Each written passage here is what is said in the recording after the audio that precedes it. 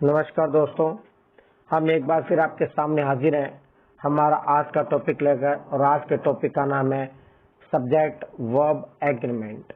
अब तक हम काफी टॉपिक्स कर चुके हैं। हम करीब 20 के आसपास ग्रामर के वीडियोस ट्यूटोरियल बना चुके हैं, है ना। सब्जेक्ट को जानने के लिए हमने काफी मेहनत की, फिर हमने वर्ब को जाना। अब हम वर्ब और सब्जेक्ट के बीच जो एग्रीमेंट है उसकी बात करेंगे, है ना। तो बच्चों, कृपया करके सबसे मेरी इंतजार है कि आप सभी हमारे चैनल को सब्सक्राइब जरूर करें और वीडियोस को पूरा देखें, नोट्स बनाएं, कोई प्रॉब्लम हो तो बता दें। चलिए आगे चलते हैं, अब शुरू करते हैं हमारा आज का वीडियो। आज का वीडियो हमारा वर्ब सब्जेक्ट एग्रीमेंट को लेकर है। हम इस चैप्टर में किन किन चीजों का अध्ययन करेंगे ये जानना यहाँ पर बहुत जरूरी है ना। तो देखिए, मैं आपको थोड़ा सा बता देता हूं कि in this chapter we are going to learn how we have to agree a singular verb with singular subject and a plural verb with a plural subject. But before moving further, let's know what's our problem and why we are going to learn this chapter. यानी कि simple भाषा में हमें इस chapter की जरूरत क्यों पड़ी, है ना। क्योंकि जरूरत इसलिए पड़ेगी, मैंने आपको भी जैसे बताया कि हमने सब्जेक्ट पढ़ लिया, वर्ब पढ़ लिया, है ना। लेकिन अब हमें सेंटेंस के अंदर सब्जेक्ट और वर्ब दोनों की जरूरत पड़ेगी। तो हमें ये पता लगाना जरूरी है कि कहां पर सिंगुलर वर्ब आएगी, कहां पर प्लूरल वर्ब आएगी। क्योंकि आपको पता है कि जो वर्ब है वो हमारे सेंटेंस की आत्मा होती है। बिना पार्ट ऑफ स्पीच के हम वाक्य बना सकते हैं, लेकिन बिना वर्ब के सेंटेंसेस नहीं बनते बच्चों, नहीं बनते मेरे भाइयों, है ना। इसलिए हमें ये जानना जरूरी है कि कहां पर सेंटेंस में सिंगुलर वर्ब आती है और कहां पर प्लूरल वर्ब आती है। इस चीज को जानने के लिए हम इस टॉपिक का अध्ययन कर रहे हैं। ये बहुत ज्यादा इंपॉर्टेंट टॉपिक है ना। लंबा भी रहेगा, इंपॉर्टेंट भी रहेगा। तो इसके अंतर्गत हम ये जानेंगे कि कहां पर हमें सिंगुलर वर्ब लगानी है ना। कहां कौन सा सब्जेक्ट जो है वो सिंगुलर होता है, कहां पर हमें प्लूरल वर्ब लगानी है, और कौन सा जो सब्जेक्ट है वो प्लूरल होता है ना। ये चीजें हमें जाननी जरूरी है, क्योंकि इसके बिना तो हम आगे कुछ कर ही नहीं पाएंगे, सेंटेंस ही नहीं बना पाएंगे, तो कहानी खत्म वैसे हो जाएगी। और सबसे बड़ी हम भारतीयों की जो समस्या वो ये है कि हम लोग भारत में अंग्रेजी को एक सेकंड लैंग्वेज में पढ़ रहे हैं, है ना। हम अंग्रेजी को फर्स्ट लैंग्वेज नहीं देते। जैसे दक्षिण भारत में अंग्रेजी जो है वो फर्स्ट लैंग्वेज है, या अमेरिका, इंग्लैंड में फर्स्ट लैंग्वेज है। हमारे यहाँ जो अंग्रेजी है वो सेकंड लैंग्वेज है। तो इसलिए अक्सर हम गलतियां करते भी हैं। The problem with us is the same as it with every learner of a second language. जैसे मैंने भी बताया, in the beginning we are able to convey the message to the listener, but we are not sure whether it is grammatically correct और नॉट। यानी कि सबसे बड़ी बात है कि हमें ये पता नहीं चलता कि हम ग्रामेटिकली सही बोल रहे हैं या ग्रामेटिकली गलत बोल रहे हैं। तो वो जानना बहुत जरूरी है आपके लिए और हमारे लिए, जब हम किसी भी दूसरी भाषा को जब पढ़ने जाते हैं। तो the student generally learn that when the subject is singular is, was, has, have, goes are used. अब आपको ये पता होना चाहिए, आप सभी सीखते हैं स्टार्टिंग से, पहली दूसरी क्लास से सीखना शुरू करते हैं कि जब कर्ता एक वचन होता है तो हमें is, was, have, does, goes आदि का प्रयोग करना है। कर्ता यदि बहुवचन है तो are, were, have, do, go are used, हमें इनका प्रयोग करना है। यानी कि आपको पता हो गया कर्ता एक वचन है तो ये आएगा, कर्ता बहुवचन है तो ये आएगा, है ना। ये हम इसको समझना पड़ेगा, थ्योरेटिकल अंडरस्टैंड इसको करना पड़ेगा। अगर आपने इसको अंडरस्टैंड नहीं किया तो कोई मतलब नहीं रह जाता अंग्रेजी ग्रामर सीखने का आपके पीछे, है ना।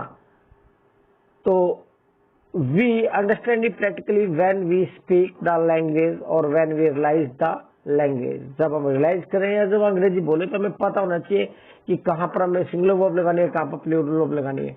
सब्जेक्ट को समझने के हम काफी कुछ मेहनत कर चुके हैं, नाउन प्रोनाउन वगैरह कर चुके हैं जो मेन सब्जेक्ट होते हैं।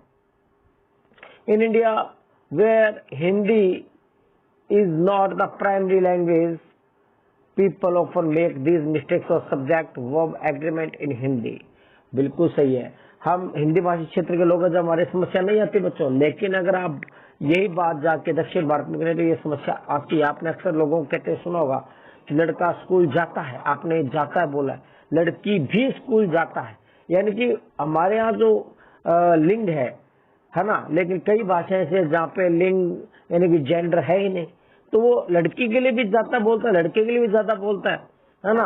अब बहुवचन है तो भी ज्यादा ही बोलता है, उसको नहीं पता कि लड़का जाता है, लड़की जाती है, लड़के जाते हैं।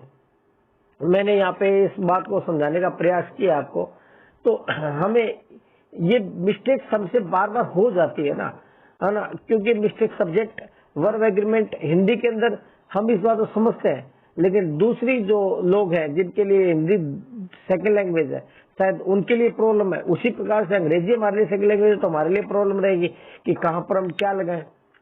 It is confusing for them why there are जाता है, जाती है, जाते हैं, ये क्यों आता है, ये जानना उनके लिए कंफ्यूजन रहता है। बिल्कुल हमारे लिए भी बिल्कुल कंफ्यूजन रहता है कि कहाँ सब्जेक्ट एक वचन है तो हम एक वचन की वर्ब लगाए, कहाँ सब्जेक्ट बहुवचन है तो हम कहाँ बहुवचन की वर्ब लगाए। ये जानना बहुत ज्यादा इंपॉर्टेंट हो जाता है बच्चों। There lie on the root और बेसिक वर्ब जाता है, क्योंकि एक्चुअल में उन लोगों के लिए तो जेंडर का कोई मतलब नहीं रह जाता, उनके लिए तो एक रूट वर्ड मिल गया, जाता है, गो यानी जाना है ना। उसके अंग्रेजी में रहेगी वर्ड है गो ही जाता के लिए होता है, गो ही जाते के लिए होता है, गो ही जो है जाते हैं के लिए यूज होता है। तो लेकिन अपनी जो हिंदी है वो काफी समृद्ध भाषा है, काफी मजबूत भाषा है इस मामले में। तो हमारे यहाँ तो हर चीज के लिए जेंडर वगैरह है। It is enough for them whether the subject is plural male और female, they don't agree the verb with the subject, और इसलिए एग्री नहीं हो पाते क्योंकि उनके यहाँ जेंडर की शायद भारी प्रॉब्लम है। This is something what we do in English and this is a problem और चैलेंज। अब ये अंग्रेजी के अंदर हम करते हैं, है ना, तो ये हमारे लिए क्या है, थोड़ा सा बहुत बड़ी समस्या भी है और हमारे लिए चुनौती भी है कि हम इसको ऊपर कैसे पार पाए। चलिए आगे बढ़ते हैं मेरे प्यारे बच्चों, आपके लिए इस पे थोड़ा डिस्कशन और गहरा करते हैं ताकि हम हर चीज को डीपली समझ पाए और आपके लिए और उचित है।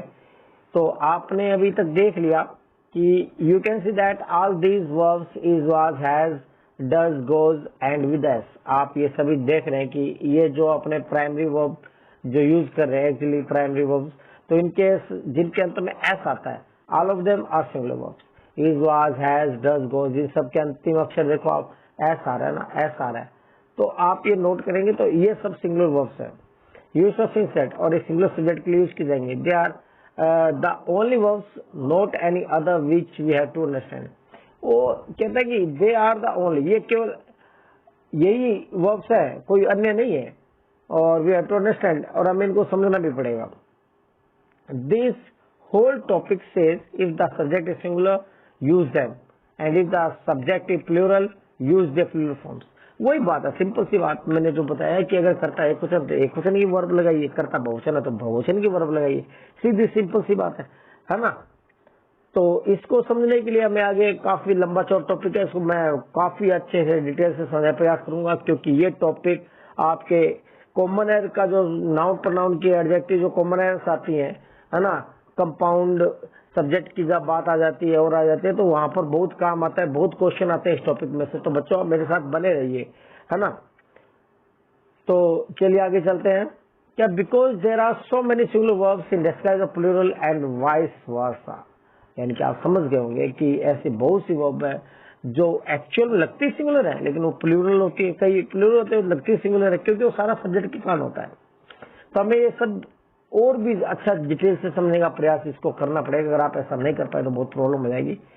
तो एक बात और आपको बता दूं, singular plural verbs are only in present tense. सबसे बड़ी प्रॉब्लम एक बात और है, ये आप समझ नहीं पा रहे होंगे कि ये सिंगुलर और प्लूरल का जो चक्कर रहता है केवल प्रेजेंट टेंस में रहता है, पास्ट फ्यूचर में ऐसा कोई चक्कर है नहीं। वहां पर तो क्या है कि पास्ट में जो वेंट, रोड, प्लेड कर देते हैं और फ्यूचर विल गो, शैल गो, यानी कि एक तरह से सिंपल भाषा में अगर मैं ये कहूं तो जो फाइनाइट वर्ब है ना, फाइनाइट वर्ब में फ्यूचर में चेंज होता है, नॉन फाइनाइट में चेंज नहीं होता है। तो ये आप समझ पाएंगे इस चीज को। When the subject is he or a child we know that it is singular. जब ही और ए चाइल्ड का प्रयोग करेंगे तो आप समझ जाएंगे कि कर्ता आपका क्या एक वचन है, तो हम क्रिया भी क्या लगाएंगे, एक वचन की लगाएंगे, है ना। जैसे है ना, कह सकते हैं कि वो वर्ब्स जिन जो एंड किससे होती है, ऐसे होती है। और यदि सब्जेक्ट आपका क्या होगा, दे है, चिल्ड्रन यानी करता बहुवचन है, तो प्लूरल वर्ब आप वर्ब लगाएंगे इज, वाज, हैव, डू, गो जैसे। इनमें कोई ऐसा का चक्कर नहीं रहता है, क्योंकि मैंने अभी आपको कह ही दिया कि ये जानना जरूरी करता है एक वचन और बहुवचन कब कहाँ होता है। बट ऑल दिस टाइम से sense is not so clear, लेकिन फिर भी समझ में हमारे अभी तक भी नहीं आ रहा, क्योंकि टिपिकल टॉपिक है। Because not only one because but also many because, क्योंकि यहाँ पर केवल एक बिकॉज नहीं है, क्यों, यहाँ पे बहुत सारे बिकॉज है कि ऐसा ऐसा ऐसा ऐसा। तो कितना करें, मैं पूरा प्रयास करूंगा कि मैं आपको अपना ये जो टॉपिक है पूरा बता सकूं, अच्छे से समझा सकूं। तो चलिए let's understand all the reasons, कारणों को ऊपर चलते हैं, कौन कौन से कारण है इसके, हम और प्रयास करेंगे जानने का कि इसके लिए और कारण कौन कौन से जो हमें मजबूर करे जानने के लिए कि हाँ भाई बच्चों ये आपको जानना जरूरी है। तो इस स्थिति में हम पहला कारण देखते हैं। पहला कारण है बहुत इंपॉर्टेंट है, ध्यान रखना बच्चों, है ना। जब दो अथवा दो से अधिक अलग अलग नाउन के बीच में एंड आ जाए, यानी कि एक नाउन आ जाए फिर एंड आ जाए और फिर क्या आ जाए उसके बीच में ना, यानी दो या दो से अधिक अलग अलग नाउन्स के बीच में क्या आ जाए एंड आ जाता है, तो वहां पर बच्चों हमेशा देखना प्लूरल हेल्प जो वर्ब है वो यूज होती है। कौन सी यूज होती है? प्लूरल वर्ब, यानी प्लूरल फाइनाइट वर्ब ही यूज वहां पर होती है। जब दो नाउन के बीच में एंड आ जाता है तो वहां पे कौन सी यूज होगी? Plural verb. जैसे आपने देखा मोहन एंड सोहन, दोनों मोहन और सोहन है, दोनों के बीच में क्या लगा हुआ है? एंड लगा हुआ है। इसका मतलब दो व्यक्ति हैं, है ना। और दो व्यक्ति के लिए हमेशा हम बहुवचन क्रिया का ही इस्तेमाल करते हैं। बहुवचन क्रिया के लिए कौन कौन सी वर्ब होती है?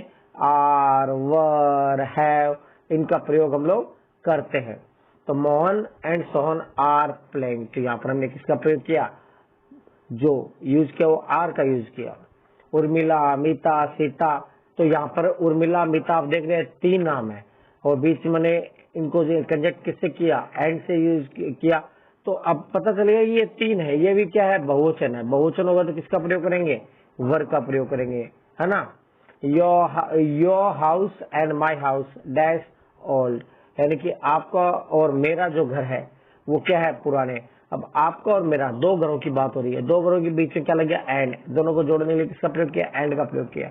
तो यहाँ पर हमने किसका प्रयोग किया? एंड का।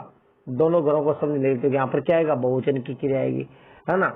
कमला and my sister dash friends, अब आप देख रहे हैं कमला और माई सिस्टर जो है वो दोनों मित्र है, तो यहाँ पे कमला दो व्यक्ति हो गए, दो व्यक्तियों के लिए किसका प्रयोग करें हम लोग? है ना, आर का प्रयोग करेंगे। अब ये क्या होता है कि आपके कंपटीशन एग्जाम में जब आता है या एग्जाम में आता है तो आपको ऑप्शन में कई बार दे भी देते हैं कि यहाँ पर बताइए एक वचन की वर्ब आएगी या बहुवचन वर्ब आएगी, है ना। ऐसा दिया होता है, कई नहीं भी दिया होता, हमें सीधा करेक्ट अपना वर्ब के हिसाब से ब्रैकेट में क्या दे देगा? अगला बी दे देगा और आप इसको भरिए। तो वहां पे कर्ता को आपको क्या करना पड़ेगा? पहचानना पड़ेगा, है ना। चलिए आगे चलते हैं सेकंड पॉइंट पे। पहला पॉइंट होप करता हूँ कि आपको समझ में आ गया होगा, है ना। ये तो बात थी दो नाउन के बीच अगर एंड आता हो तो क्रिया जो रहेगी क्या रहेगी? बहुवचन रहेगी। और यही सेम स्थिति किसके साथ है? प्रोनाउन के साथ भी है। वही बात है, दो प्रोनाउन हो और दोनों प्रोनाउन के बीच में क्या आ जाए? एंड आ जाए, है ना। तो वहां पर भी क्रिया किसकी रहेगी?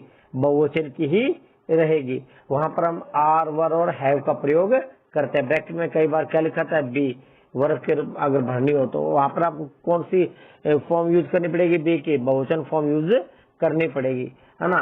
तो इसी प्रकार जब दो प्रोनाउन के बीच में अथवा दो नाउन प्रोनाउन के बीच में एंड होता है, मान लो एक नाउन आ जाए एक प्रोनाउन आ जाए तो भी ये संभव है ना। जरूरी नहीं कि दोनों ही प्रोनाउन होंगे, वहाँ पे एक नाउन एक प्रोनाउन भी हो सकता है, दोनों नाउन भी हो सकता है, दोनों प्रोनाउन भी हो सकते हैं। तो बात नाउन की तो हमने ऊपर कर ली, अब हम बात कर रहे हैं प्रोनाउन की, तो दोनों प्रोनाउन भी हो सकते हैं, है ना। एक प्रोनाउन और एक क्या हो सकता है? नाउन भी हो सकता है। तो ये पॉसिबिलिटी है। तो लेकिन फिर भी जहाँ एंड लगा होगा, एंड से दोनों को जोड़ा होगा, वहां पर मान के चलना कि आपको किसका प्रयोग करना है?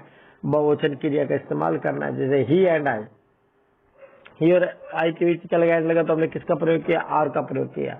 आई एंड शी, है ना। आई और सी दो लोग हो गए तो किसका प्रयोग करेंगे? वर का। आई एंड ही, यहाँ पर भी किसका प्रयोग करेंगे? हैव का प्रयोग करेंगे क्योंकि बहुवचन है। अब मैंने अभी ना जरूरी नहीं कि दोनों ही प्रोनाउन हो, एक नाउन एक प्रोनाउन भी हो सकता है।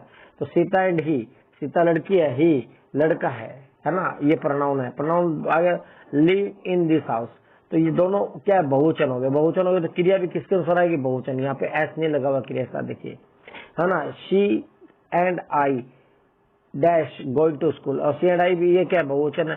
तो हमने यहाँ किसका प्रयोग किया, बहुवचन क्रिया का प्रयोग किया, हमने आर का प्रयोग किया मेरे प्यारे लाडलो। चलिए अगला पॉइंट देखते हैं।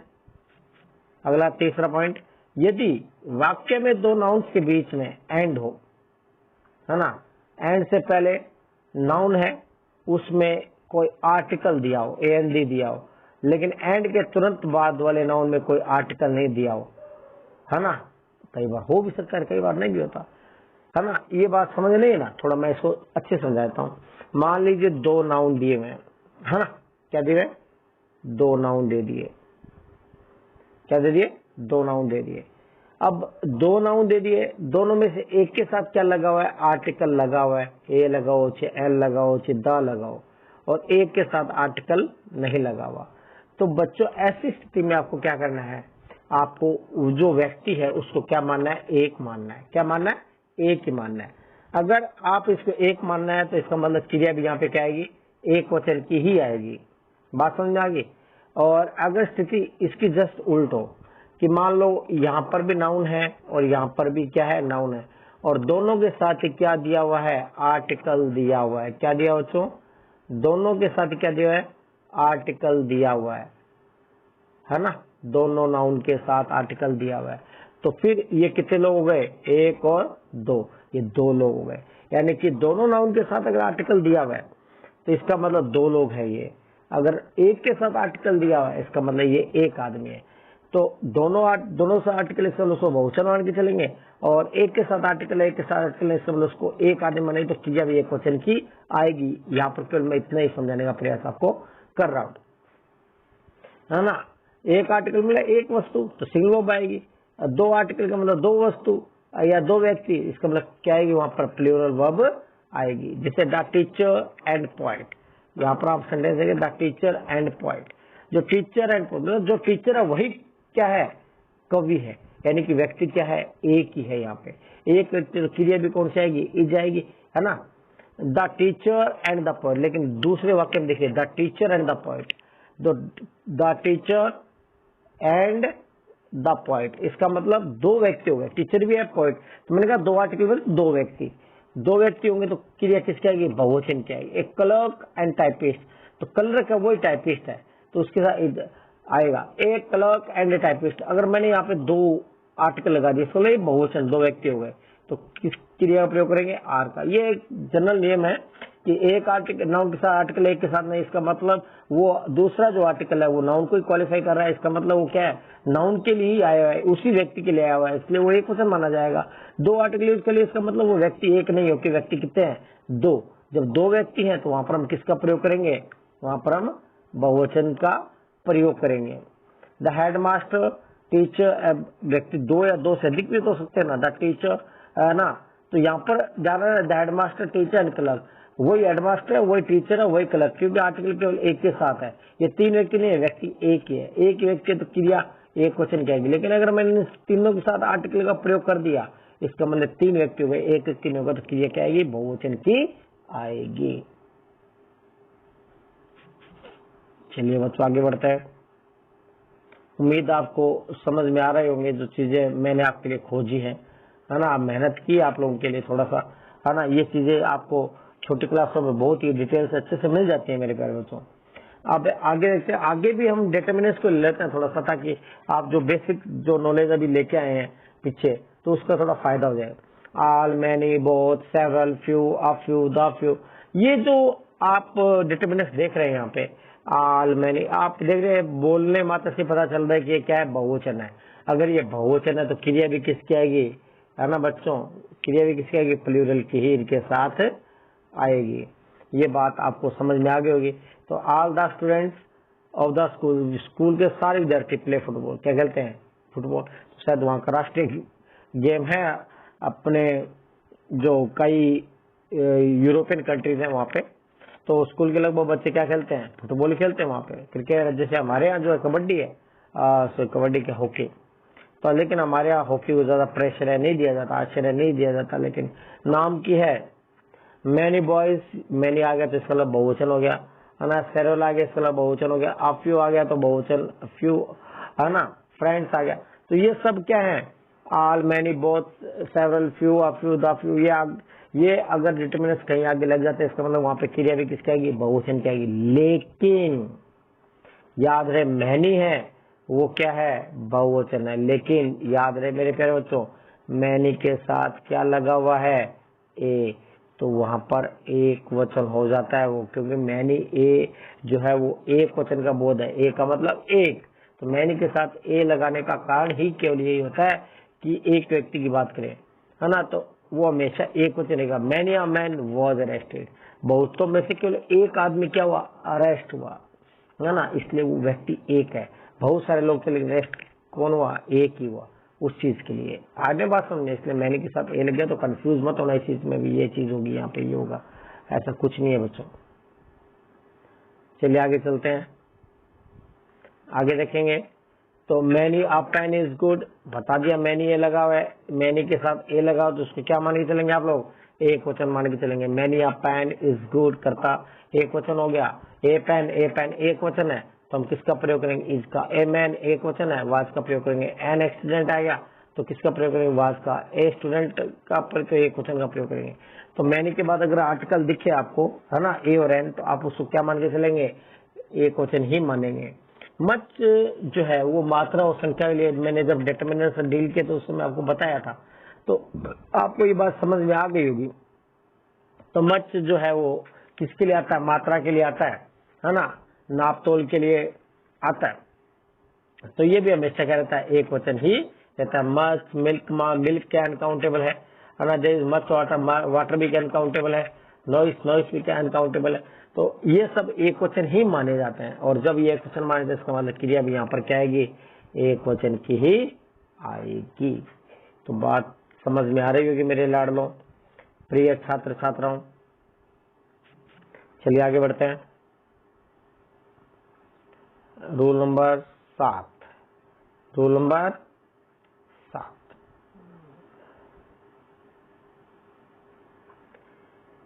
देखते हैं आगे।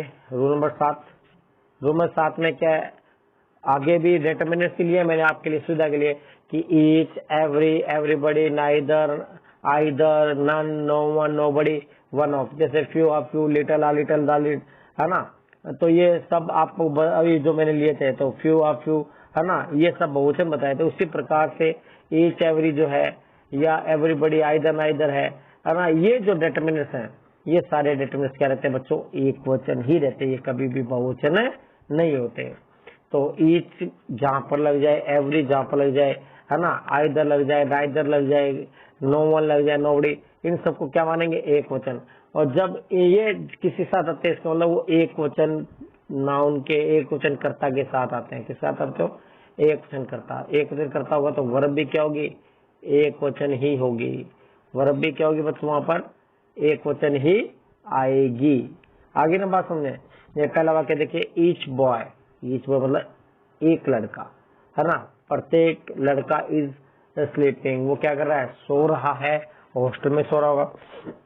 Every man, women and child, यानी कि प्रत्येक बच्चा, प्रत्येक महिला, प्रत्येक आदमी was present in the festival, सभी लोग है। लेकिन प्रॉब्लम क्या है कि हम बात यहाँ पर एवरी के यानी कि समूह की बात कर रहे हैं, है ना, समूह में एक की बात कर रहे हैं, है ना, पर्सनली, इंडिविजुअली, तो वहां पर हम ईच का प्रयोग करते हैं। अब ग्रुप की बात करेंगे वहां पर हम लोग क्या करते हैं, एवरी का प्रयोग करते हैं, लेकिन रहते वो हमेशा एक वचन ही है ना। एवरी स्टूडेंट वाज ऑनेस्ट, प्रत्येक विद्यार्थी ईमानदार था। एवरी वन इज प्रेजेंट, है ना, प्रत्येक मौजूद था। Each man and each women, है ना, दोनों अलग अलग इंडिविजुअली बात होगी तो भी दोनों अलग अलग ही माना जाएगा।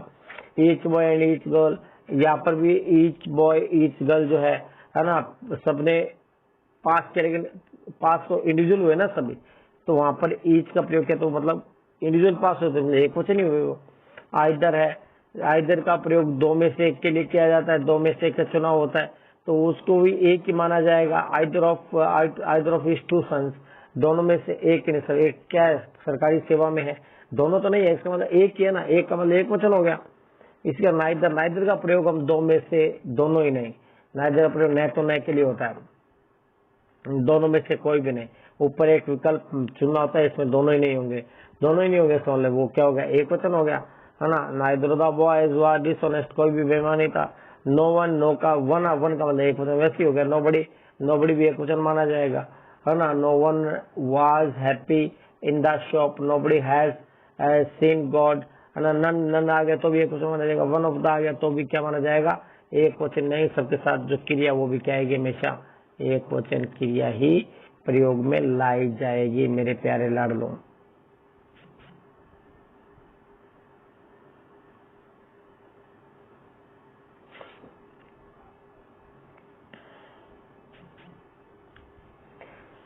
यदि वाक्य में नाइदर नोर हो, बिल्कुल अभी तो आइदर और नाइदर का सिंगल अगर अपने प्रयोग किया, सिंगल प्रयोग किया तो सीधा सा मतलब ये है कि हम इनको किसके रूप में प्रयोग करेंगे, एक वचन क्रिया के रूप में प्रयोग करें। एक वचन कर्ता के या नाउन के साथ ही आते हैं ये। लेकिन अगर इनके साथ ये कंजक्शन के रूप में यूज हो, किस रूप में यूज हो बच्चों, कंजक्शन के रूप में। कंजक्शन के रूप में अगर ये यूज होंगे नाइदर और आइदर और नाइदर नोर, तो दो वाक्यों, दो या दो से अधिक वाक्यों जोड़ने का काम करते हैं लोग, है ना। दो वाक्य जोड़ने का काम करेंगे तो वहां पर अब हम कैसे पता लगाएंगे क्रिया एक वचन होगी, क्रिया क्या होगी, बहुवचन होगी। तो सिंपल सा रूल है, इसमें ज्यादा लफड़े वाली कोई बात नहीं है कि आप ध्यान रखें। नोर, जहां पे नोर लगा हुआ है, नोर के बाद जो नाउन दिया है आप क्रिया उसके अनुसार भर दें, है ना। जो नाउन है ना उसके बाद उसके अनुसार ही क्रिया भर दें आप। अपने को जरूरी नहीं है, आगे ना बात सुनने, इस बात को आप गांठ बांध लें कि आपके नोर के बाद जो नाउन है, जो क्या है, जो नाउन है उसके अनुसार ही आप क्या भरें, क्रिया भरें। आगे बात समझ में, है ना। लेकिन कई बार क्या होता है कि हम लोग नो न लगा के कोमा से भी काम चला लेते हैं तो भी यही नियम लागू हुआ। कई बार सीधा नोर का प्रयोग होता है, नाइदर लिखा ही नहीं होता तो भी यही नियम लागू होगा मेरे बच्चों, ध्यान रखना इस चीज का, है ना। चलिए देखते हैं, neither the students NOR the teacher, तो नोर के बाद टीचर एक वचन है, टीचर एक वचन है तो क्रिया भी एक वचन के अनुसार आएगी। Neither the teacher NOR the students, अब स्टूडेंट्स के अगले में क्या है, बहुवचन है। स्टूडेंट्स क्या बच्चों, बहुवचन। जब स्टूडेंट्स यहाँ पे बहुवचन है तो क्रिया भी किसके अनुसार आएगी, बहुवचन। अभी बताया ना नो के बाद, है ना। Neither my father NOR my brothers, अब ब्रदर्स क्या है यहाँ पे, बहुवचन है, तो ब्रदर्स बहुवचन है तो क्रिया भी किसके अनुसार आएगी, बहुवचन के अनुसार ही आएगी। Neither my brothers NOR my father, अब नोर के बाद माई फादर एक वचन है ना, तो वहां पर क्रिया एक वचन के अनुसार आएगी। कई बार मैंने कहा नाइदर नहीं होता, the teacher NOR the students तो नहीं होता, तो भी नोर के बाद वाले अनुसार ही क्रिया आएगी, है ना। The students NOR the teacher, वही बात है नोर के बाद के अनुसार। आइदर नाइदर में दोनों में ये नियम लागू होता है, आगे और नाइदर वाला और नाइदर तो हो गया। अब आइदर का देख लेते हैं, इसके आगे चलिए।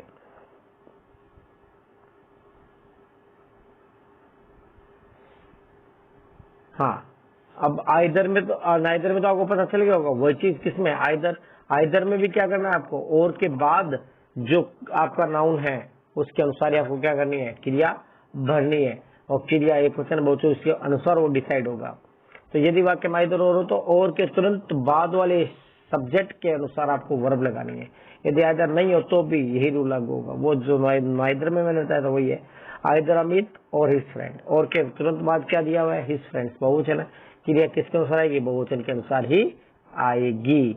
आइदर इज फ्रेंड्स और Amit dash broken this glass, अब यहाँ पर आप नोट करेंगे तो अमित क्या है, एक वचन है तो क्रिया किसके अनुसार आएगी, एक वचन के अनुसार आएगी। आइदर सीता और हर फ्रेंड्स, फ्रेंड्स क्या है, बहुवचन हो गया, बहुवचन है तो क्रिया बहुवचन के अनुसार आएगी। आइदर हर फ्रेंड्स और सीता, सीता एक वचन है, क्रिया किसके अनुसार आएगी, बहुवचन कहेगी, और के बाद वाले कर्ता के अनुसार, बाद वाले कर्ता के यानी सब्जेक्ट के अनुसार वो प्रयोग में लाएंगे। बबीता और ब्रदर्स, अब यहाँ पे ऐसे जरूरी दिया नहीं, लेकिन हमें तो और को देखना, और के बाद क्या है उसको एक वचन बहुवचन मान के चलना है। हर ब्रदर्स और बबीता लिव्स हियर, तो वो बात समझेंगे ना, ब्रदर्स बहुवचन थे तो लिव लगा दिया, बबीता एक वचन है तो क्या लगा दिया, लिव्स लगा दिया, वो टेंस के नेम लागू हो जाते हैं आगे चल के। आगे ना बात समझे बच्चों, चलिए आगे बढ़ते हैं।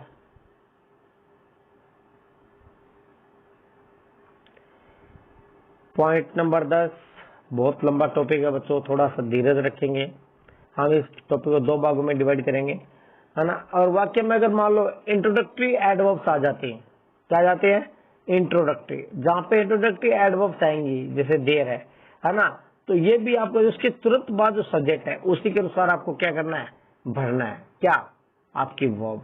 यानी कि हमें देर से मतलब नहीं है, देर इंट्रोडक्टरी है, लेकिन हमें तो क्या करना है? जो रेगिस्तान दिया, रेगिस्तान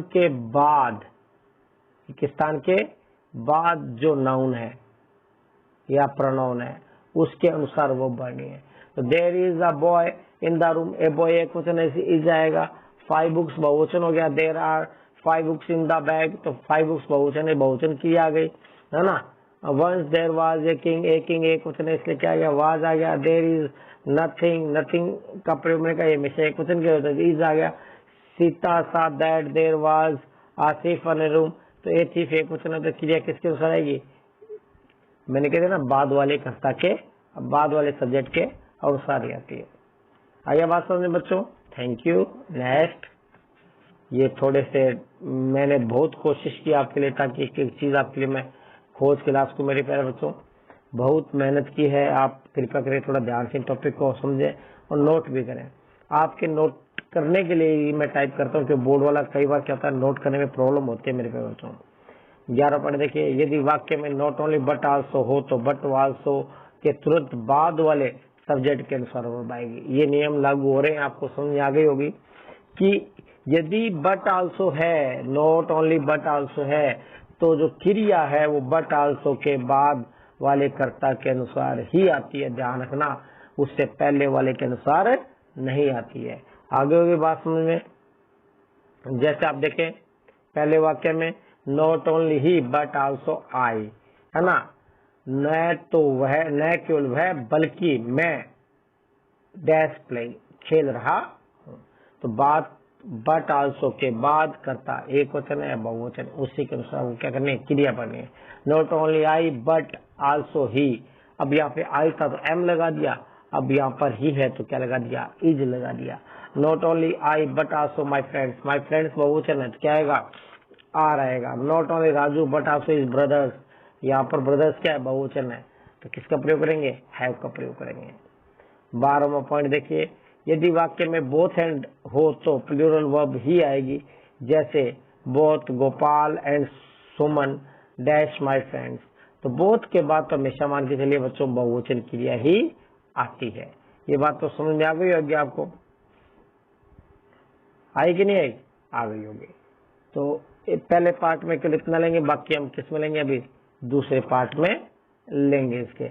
एक बार फिर मैं सभी बच्चों को गुजारिश करता हूं कि आप कृपया मेरे चैनल को सब्सक्राइब करें और स्टे सेफ, आप घर पर रहें, सुरक्षित रहें, stay at home, stay safe, और मेहनत करते रहिए बच्चों, नोट्स बनाते रहिए।